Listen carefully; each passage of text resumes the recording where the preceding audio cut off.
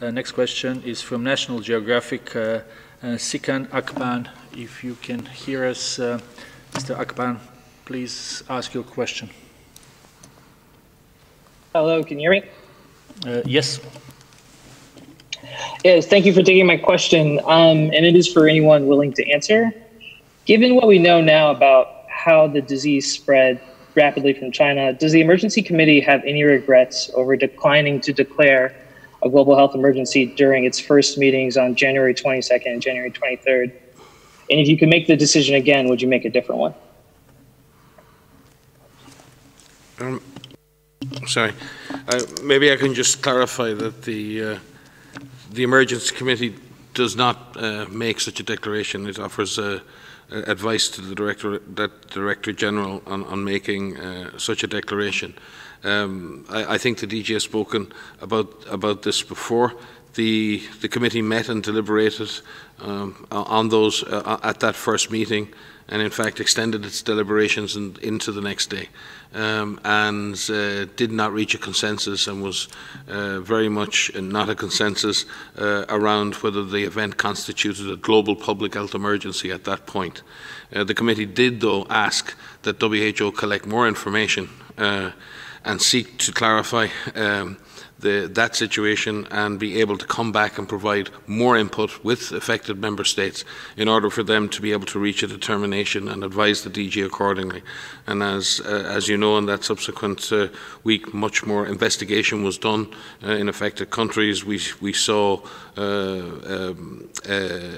also a mission to China led by the Director General himself, and immediately on return from China, he convened the committee again, and we presented, as well as countries presented, further data to the committee, and at that point the committee assessed that a global public health emergency existed and advised the DG accordingly, and he subsequently declared that same day.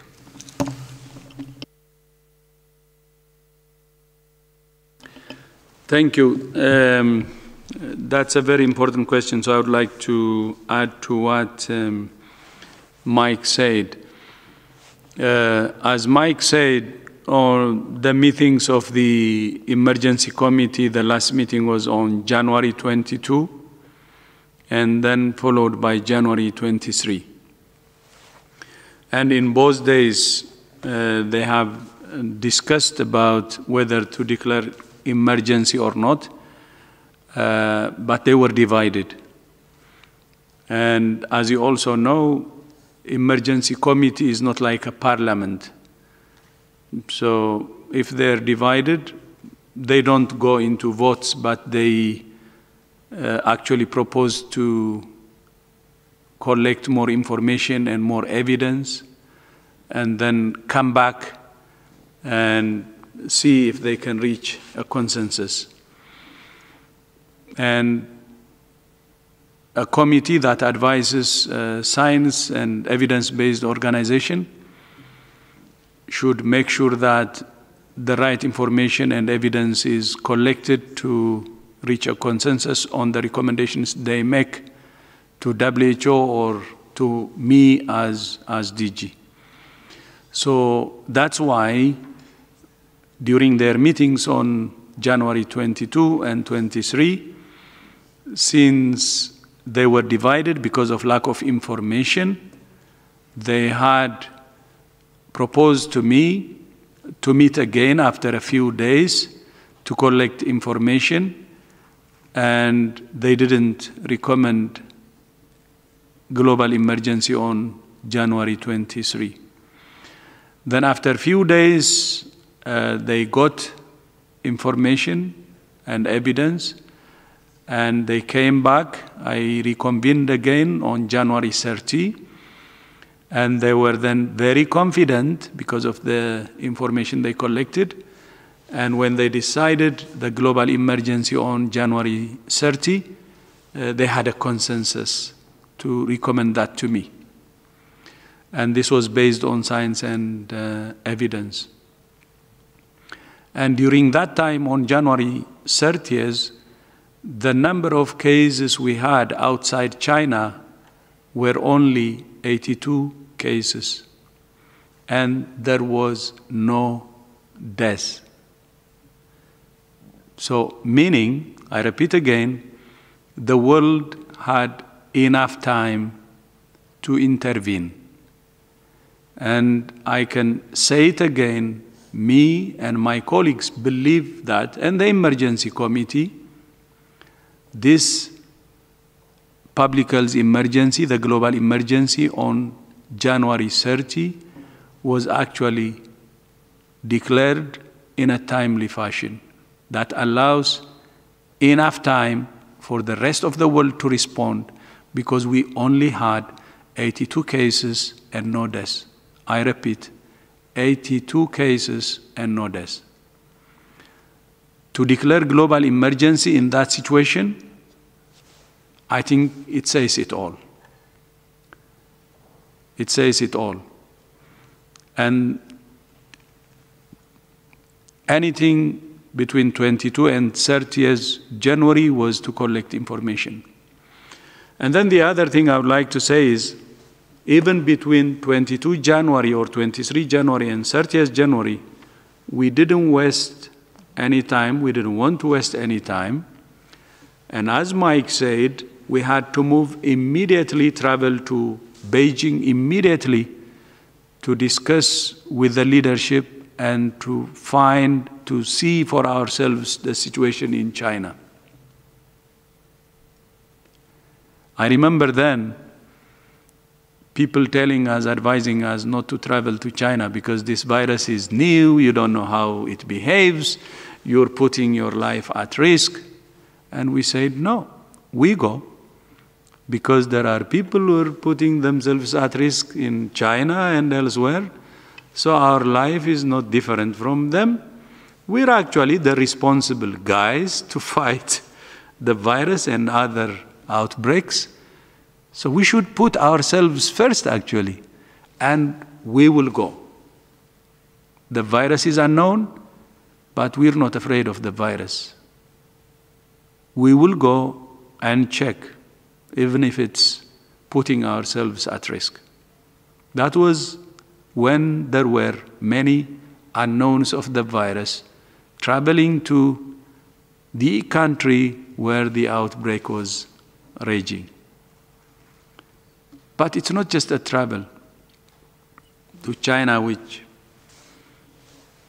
should be considered as a big deal, because, as you know, when Ebola was raging in DRC, with my colleagues, we have traveled, myself included,